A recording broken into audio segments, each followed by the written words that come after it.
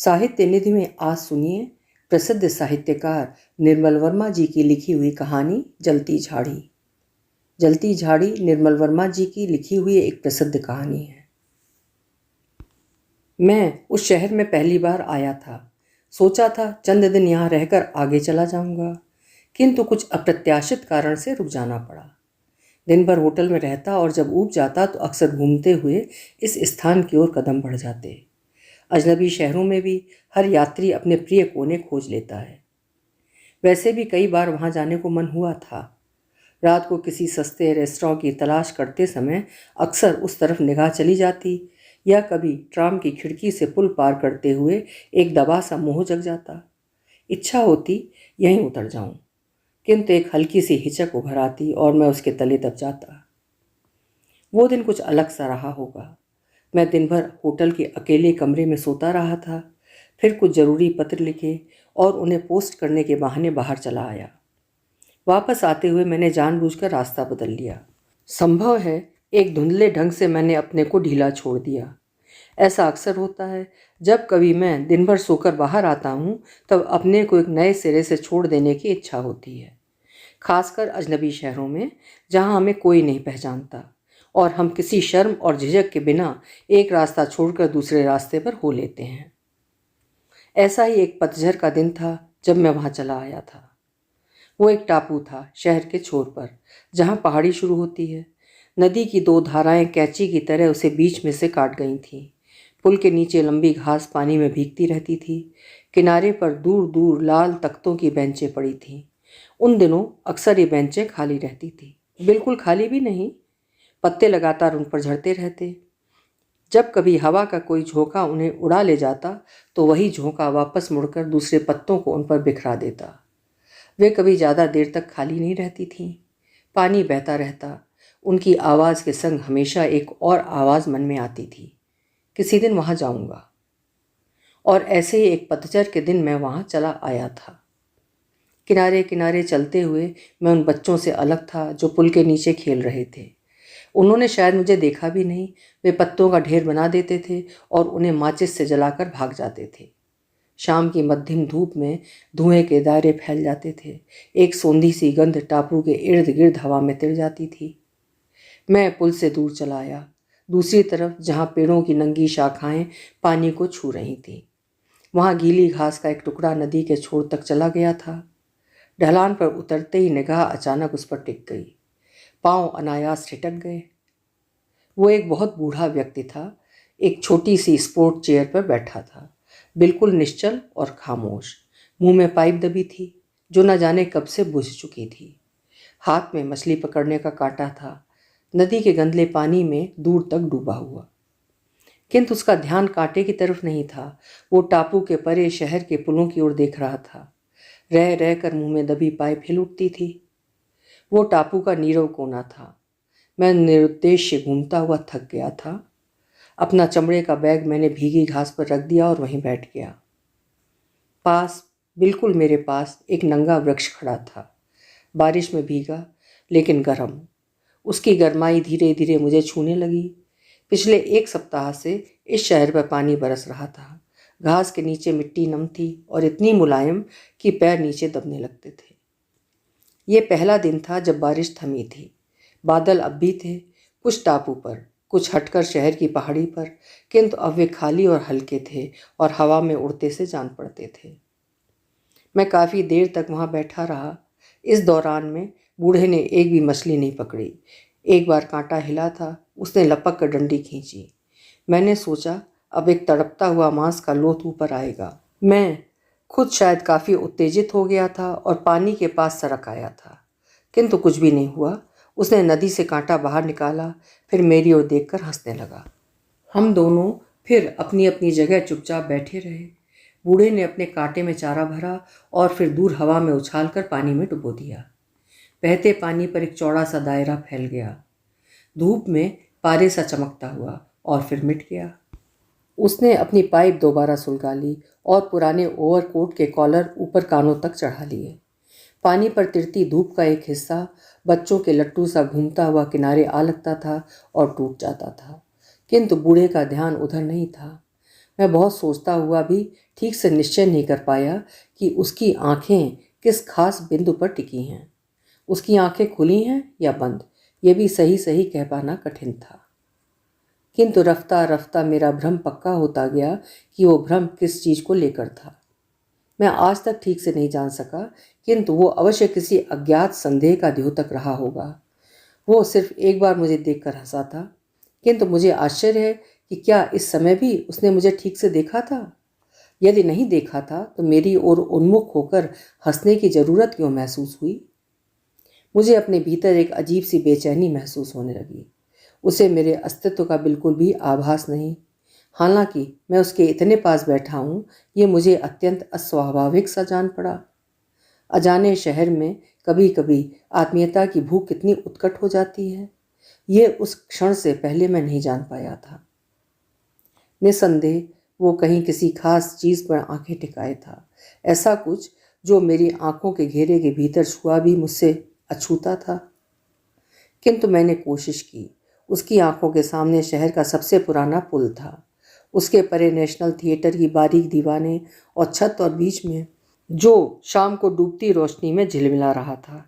किंतु ये ऐसी चीज़ें थीं जिन्हें उस शहर में चलते हुए, गलियों से गुजरते हुए हम रोज़ देखते थे। इनमें कुछ भी विशिष्ट, कुछ भी असाधारण नहीं था, कम से कम इस बूढ़े के लिए तो नहीं, जो शायद बरसों से शहर में रह रहा है। मेरे भीतर का भ्रम फिर जागने लगा। इसके अलावा भी शायद कुछ और है, कुछ अन्यतम, बिल्कुल अलग से। किंतु क्या ये आदमी देख सकता है? अचानक मेरे मस्तिष्क में ये बेतुका विचार कौंध गया। ये बहुत बूढ़ा है। हवा का एक हल्का सा झोंका आया, धूप धीरे धीरे उड़ने लगी, समूचे टापू पर एक जड़वत निस्तब्धता सी घिरने लगी। पत्ते पानी पर झड़ते थे और बह जाते थे। सिर्फ धूप के कुछ टुकड़े शेष रह गए थे, पत्थरों पर, टहनियों पर। कुछ देर बाद शाम उन्हें भी बुहार ले जाएगी, सिर्फ हम दोनों वहाँ बने रहेंगे। किंतु नहीं, वो जा रहा है। मेरी आंखें अनायास ऊपर उठाईं। वो सचमुच जा रहा था। उसने मछली पकड़ने के कांटे को पानी से बाहर निकाल लिया, कैनवास की कुर्सी को लपेट कर बगल में दबा लिया, फिर बहुत पुराना जर्द बाउलर हैट पहना और पाइप मुंह से बाहर निकालकर जेब में रख ली। मछली पकड़ने का झूला, जो खाली था, उसने कांटे की डंडी पर लटका लिया था। न जाने क्यों उस क्षण मेरे भीतर एक अजीब सी झुरझुरी फैल गई। लगा जैसे मैं एक बहुत पेचीदा रहस्यमय ढंग से उस पर आश्रित हूँ, जैसे उसके जाने भर से ही मैं कुछ खो दूंगा, जो एक लंबी मुद्दत से मुझ में पलता रहा है, जैसे उसका यहाँ रहना खुद मेरे रहने से जुदा है। किंतु उस क्षण शायद कुछ हुआ, शायद सूखे पत्तों की खड़खड़ाहट, या शायद कोई पत्थर पानी में लुढ़क गया होगा, और वो चौंक गया। जैसे उसके पांव धरती पर बंधे से रह गए, जैसे किसी ने उसे पकड़ लिया हो। उसने एक बार पीछे मुड़कर देखा, नदी के बहते पानी की तरफ, और फिर तेजी से कदम बढ़ाता हुआ मेरे सामने से निकल गया। जाते हुए उसने एक बार भी मेरी ओर नहीं देखा।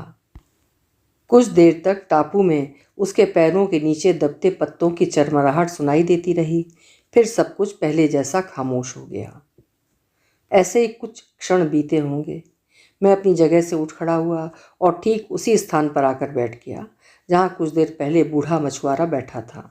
गीली मिट्टी पर उसके जूतों के निशान अब भी दिखाई देते थे, बहुत लंबे नहीं, किंतु काफ़ी चौड़े और आगे की तरफ से तनिक बेडौल। वे मुझे बहुत साधारण से लगे और ज़्यादा देर तक मेरा ध्यान उन पर नहीं टिक सका। इस बीच अवश्य कुछ समय गुजरा होगा। बाद में जब मेरा ध्यान अपनी तरफ गया तो मुझे कुछ हैरानी सी हुई। दरअसल पिछले कुछ समय से मैं उसी तरफ बिना किसी निश्चित इरादे या संकल्प के देख रहा था जहाँ कुछ देर पहले बूढ़े की आंख लगी थी। किनारे के पास लगी झाड़ियों पर कुछ परिंदे उड़े थे। एम्बैंकमेंट के परे एक बहुत पुराने गिरजे के शीशे पर आखिरी धूप का धब्बा चमक रहा था। उसकी छाया डबडबाती सुर्ख आंख सी दरिया के बीच चमक जाती थी। कोई नहीं जानेगा, मैंने सोचा, कोई नहीं जानेगा कि अभी कुछ देर पहले तक वो बूढ़ा यहाँ इसी जगह बैठा था। इस ख्याल से मुझे सांत्वना मिली कि मैंने उससे छुटकारा पा लिया है। बहुत मुमकिन है कि वो महज मेरा भ्रम हो, एक झूठा भटकाव जो अक्सर अजनबी शहरों में घूमते हुए हो जाता है। होटल के कमरे में पहुँचते ही जब मैं अपने को नए सिरे से अकेला पाऊँगा तो हर चीज़ अपने औसत असली घेरे में लौट आएगी। सामने पुल पर ट्राम जा रही थी। उसकी बत्तियों की छाया चमकीली झालर सी पानी पर फिसलती रही। कुछ लोग खिड़की से बाहर इस टापू को देख रहे थे, बिल्कुल वैसे ही स्वाभाविक और सहज ढंग से जैसे मैं आर पार जाते हुए देखा करता था। किंतु अब मैं खिड़की से लटकते हुए उनके चेहरों को देखकर कुछ बेचैन सा हो उठा। अपने पर शंका सी होने लगी, जैसे मैंने यहाँ आकर कोई गलती कर डाली हो। लगा जैसे मुझे भी उनकी तरह पुल के पार सीधा चला जाना चाहिए था। कोशिश करूं तब भी जा सकता हूं। सिर्फ मुझे अपने पीछे हल्की सी आहट सुनाई दी। दो लड़के मेरी ओर बहुत मंद गति से चले आ रहे थे। इस शहर के अन्य लड़कों की तरह उनके सिर गोल नीली टोपियों से ढके थे। छोटे लड़के के हाथ में एक चौड़ा रंग बिरंगा रुमाल था। वो पेड़ों से झरे हुए पीले मुरझाए पत्ते उस रुमाल में बटोरता जाता था। बड़ा लड़का, जो पहले से कद में ऊंचा था किंतु उम्र में ज़्यादा बड़ा नहीं लगता था, अनमने भाव से एक छोटी सी टहनी हवा में घुमाता हुआ चल रहा था। वे दोनों टापू के अंतिम छोर पर आ गए थे, उस जगह तक जहाँ किनारे पर लगी झाड़ियाँ पानी में भीग रही थीं। छोटा लड़का दबे कदमों से ढलान पर उतरा और रुमाल में बंधे सब पत्ते पानी में छोड़ दिए। फिर उसने अपने कोट की दोनों जेबों से कुछ और पत्ते निकाले, गीली मिट्टी में लिथड़े पत्ते, और फिर उन्हें भी दोनों हाथों से बहते पानी में बहा दिया। इस बीच मुझे महसूस हुआ कि बड़ा लड़का मुझे देख रहा है। अब भी वो छोटी सी नंगी टहनी हवा में घुमा रहा था। उसके दांतों के बीच घास का एक तिनका था जिसे वो बराबर चबाए जा रहा था। छोटा लड़का पत्तों को बहाकर ऊपर आ गया। वे दोनों अब एक संग खड़े मुझे देख रहे थे। एक निगाह होती है सीधी और निश्चित, उससे हम बंध जाते हैं और रील की मानिंद खींचते चले जाते हैं। मुझे ऐसा अक्सर हो जाता है। सुई की नोक तले जैसे कोई कीड़ा दब जाता है, बदहवास होकर तिलमिलाता है, फिर ठहर जाता है, मंत्र मुग्ध सा, मूर्छित। वैसे ही, बिल्कुल वैसे ही। फिर बड़ा लड़का आगे बढ़ा। बहुत सहज भाव से वो मेरे निकट चला आया और मुझे लगा जैसे उसका इस तरह मेरे पास चला आना बहुत स्वाभाविक है, जैसे पिछले कुछ क्षणों से मैं खुद इसकी प्रतीक्षा कर रहा हूँ। आज कैसे हो? उसने पूछा। मैं कुछ भी कह पाता कि मुझे लगा कि वो पीछे खड़ा छोटा लड़का बहुत ही विरक्त भाव से मुस्कुरा रहा है। आज भी खाली हाथ हो? खाली हाथ? मेरी आंखें अनायास अपने हाथों पर झुकाईं। वे सचमुच खाली थे। मेरा मतलब इनसे नहीं है, बड़े लड़के ने उसी सहज संयत स्वर में कहा। आज भी तुम कुछ भी नहीं पकड़ पाए? किंतु तुम्हें गलत फहमी हुई है। मैं वो नहीं हूं जिसे तुम खोज रहे हो। वो तो कब का चला गया। कहाँ? मैंने अपने चारों ओर देखा। टापू पर डूबते सूरज की पीली मैली सी ललाहट फैल गई थी। दूर पुल के पास जलते पत्तों के ढेर से अब भी धुआं उठ रहा था, किंतु वो कहीं भी न था। सिर्फ हवा में चलते से पत्ते बेंचों से लुढ़क कर धरती पर लौटने लगते थे।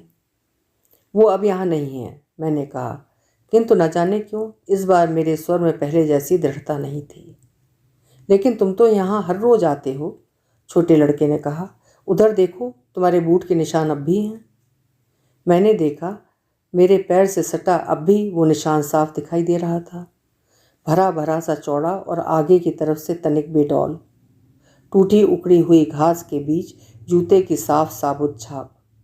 बदन के कटे हिस्से की तरह वो निशान गीली जमीन से चिपका रह गया था। किंतु वो मेरा नहीं है। अत्यंत अनिश्चित और कमज़ोर लहजे में मैंने प्रतिवाद किया। वे चुपचाप खड़े रहे। मुझे लगा जैसे वे प्रतीक्षा कर रहे हैं कि मैं प्रमाण देने के लिए अपने पैर आगे बढ़ाऊंगा। खुद मेरे लिए ये क्रिया बहुत स्वाभाविक होती, किंतु कोई ताकत मुझे रोके रही।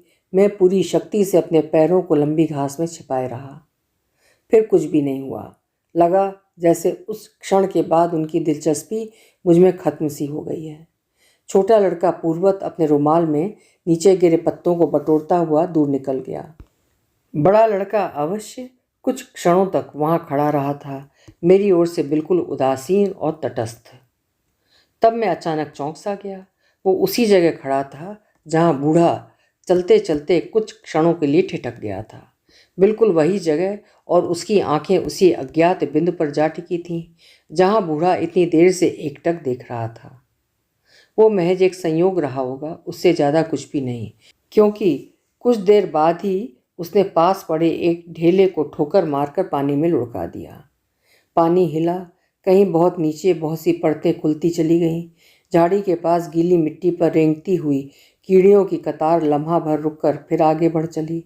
उसने मुंह का तिनका पानी में थूक दिया। सिर से टोपी उतारकर उसे हवा में एक दो बार झटक कर पहन लिया और फिर उसी पुराने अनमने भाव से टहनी को हवा में घुमाता हुआ छोटे लड़के के पीछे चल दिया। इतना ही हुआ, वे चले गए थे, मुझे अपने पर छोड़कर।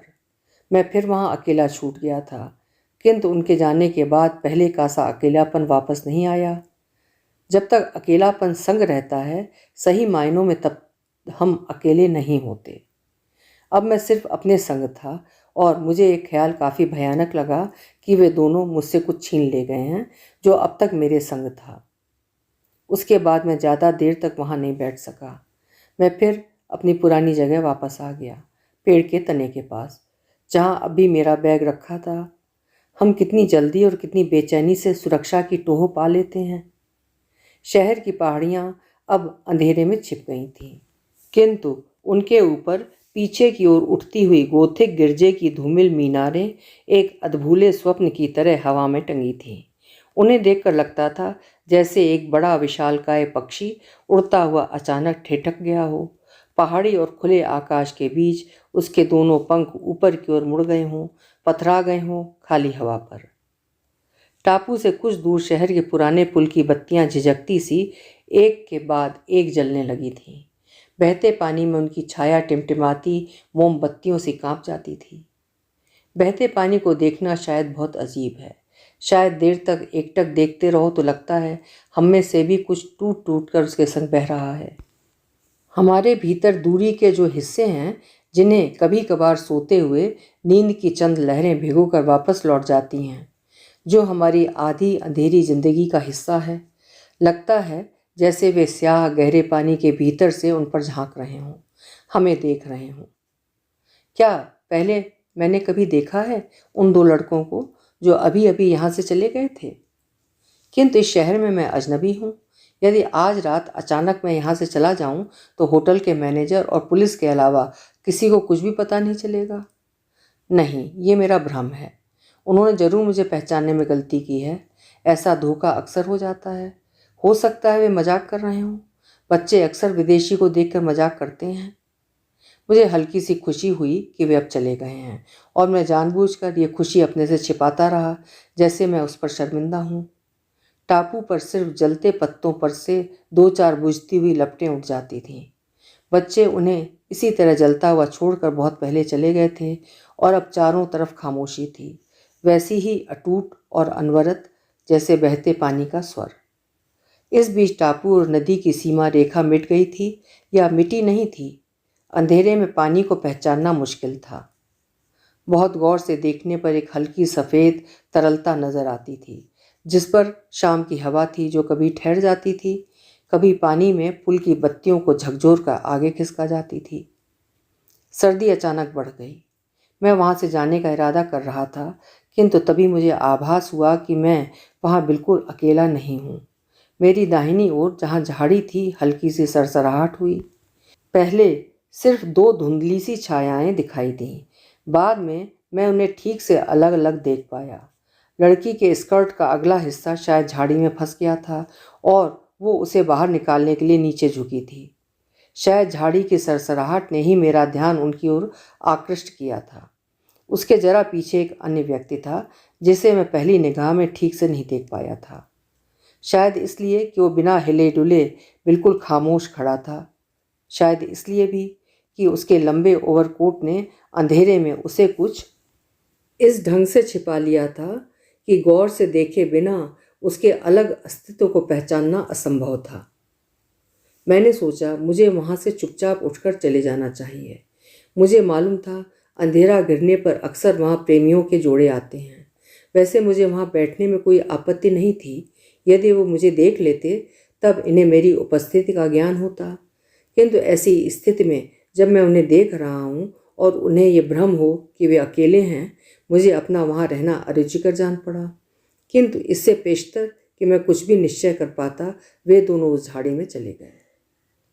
टापू में उस समय एक असीम निर्भेद मौन सिमट आया था और दूर की हल्की दबी आवाज़ भी साफ सुनाई दे जाती थी। फिर वो झाड़ी मेरे काफ़ी करीब थी, मुश्किल से 3 गज की दूरी पर।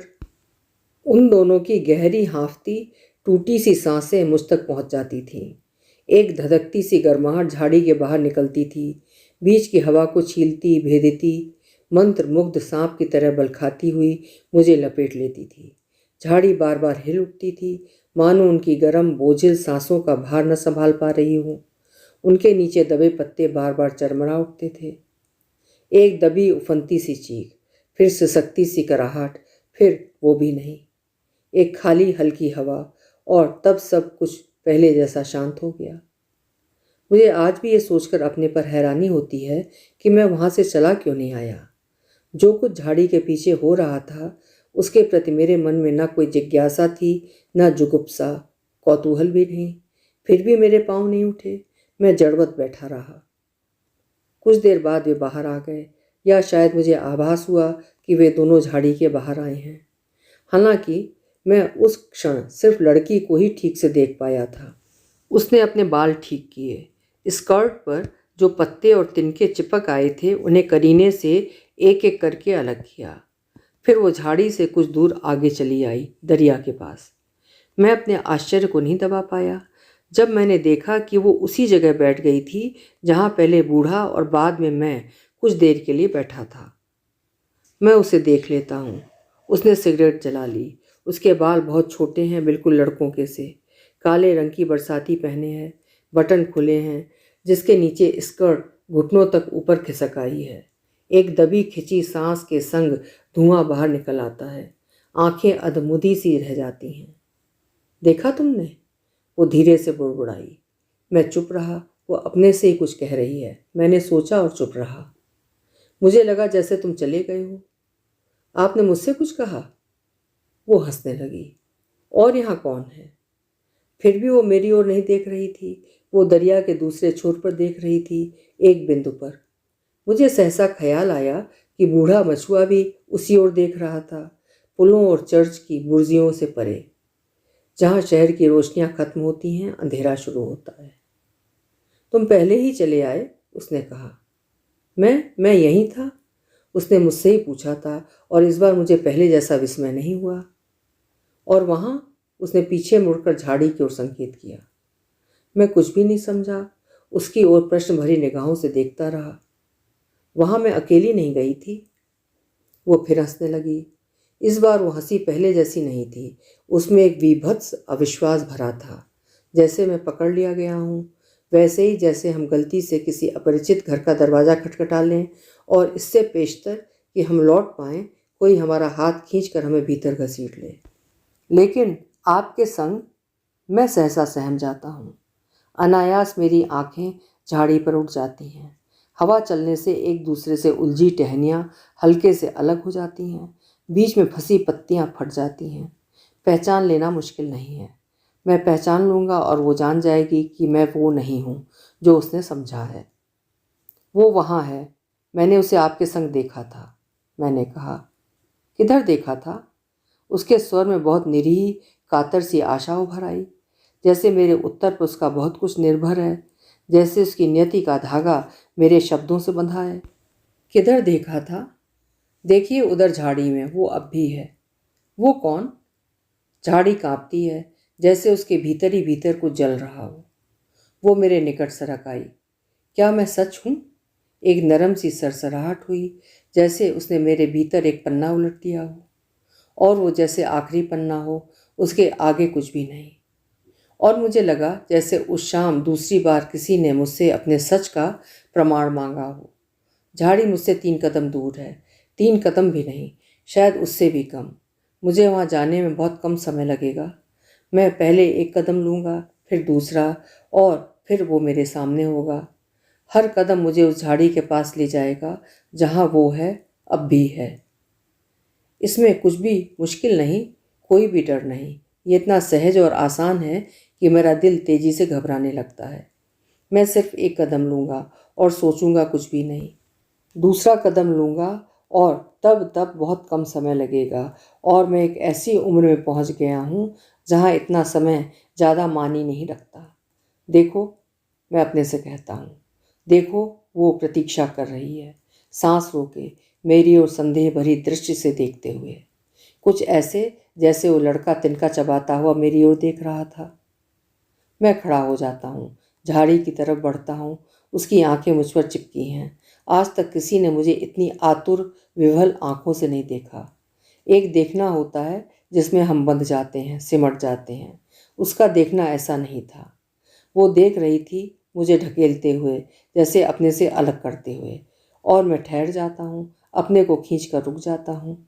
जिंदगी में जवाबदेही का लम्हा एकदम किस तरह आ जाता है जब हम उसकी बहुत कम प्रतीक्षा कर रहे होते हैं, जैसे वो हमारे लिए ना हो, किसी दूसरे के लिए आया हो। दूसरे के लिए नहीं तो तीसरे के लिए, तीसरे के लिए नहीं तो चौथे, पांचवें, छठे के लिए। चाहे जिसके लिए भी हो, हमारे लिए नहीं है।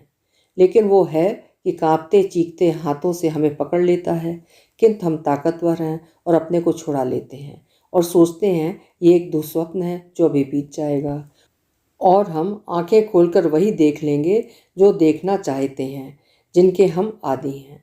और फिर हम जवाबदेह नहीं रहेंगे, किसी के भी नहीं, किसी के प्रति भी नहीं, किसी के प्रति भी नहीं। मैं भागने लगता हूँ, भागने लगता हूँ और पीछे मुड़कर नहीं देखता। मेरे पीछे झाड़ी है और उसकी विभत्स भुतैली हंसी जो देर तक मेरा पीछा करती रही है, लहू के कतरों की तरह मेरे भागते पैरों के पीछे टपकती रही है। उस रात मैं होटल नहीं जा सका। सारी रात शहर के शराब खानों के चक्कर काटता रहा, शराबियों के संग उनके हाथ में हाथ डालकर गाता रहा। जब मैं थककर एक शराब खाने में सो जाता तो मुझे घसीट कर बाहर सड़क पर फेंक देते, और फिर कुछ देर बाद दूसरे शराबी मुझे अपने संग किसी अन्य शराब खाने में ले जाते, और इस तरह बारी बारी सोता जागता गाता घिसटता हुआ सचमुच शहर की अंधेरी गलियों में घूमता रहा। आप विश्वास करें, आज तक मैंने कभी आत्महत्या के बारे में नहीं सोचा। मेरा मतलब है अपनी आत्महत्या के बारे में। वैसे एक बौद्धिक समस्या के रूप में अवश्य दोस्तों से बात की है। कभी कभी एक अजीब सा विचार तंग करने लगता है। सोचता हूँ यदि उस रात कोशिश करता तो शायद कर सकता था। जैसा आप देखते हैं, मैंने उस रात आत्महत्या नहीं की, उसके बाद भी नहीं, लेकिन ये जानते हुए भी कि मैं जिंदा हूँ। पतझड़ की उस शाम के बाद अक्सर शंका होने लगती है कि मरने के लिए आत्महत्या बहुत जरूरी नहीं है। दूसरे दिन सुबह में वो शहर हमेशा के लिए छोड़कर आगे चला गया। अभी आप सुन रहे थे निर्मल वर्मा जी की लिखी हुई कहानी जलती झाड़ी।